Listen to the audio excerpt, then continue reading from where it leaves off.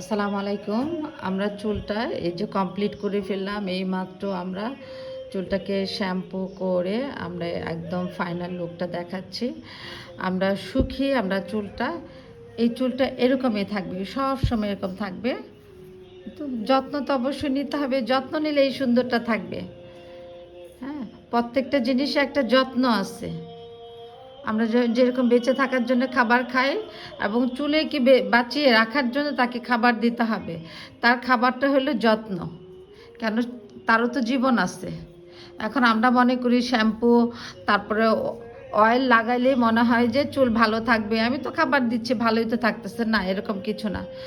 চুলটাকে সবসময় ভালো রাখতে চাইলে, চুল মাথায় রাখতে চাইলে তাহলে তাকে খাবার দিতে হবে, যত্ন নিতে হবে, পারফেক্ট যত্ন নিতে হবে। তাহলে চুল পাকবে না, নষ্ট হবে না, চুল কমে যাবে না, বয়স হতে থাকবে, চুলও কমবে না, চুল ওরকমই থাকবে। যত বেশি যত্ন নিবে তত বেশি চুল সুন্দর থাকবে। এই যে আমরা এখন দুবাই ক্লিনটা করে দিয়েছি, দুবাই ক্লিনটা করে দিয়েছি।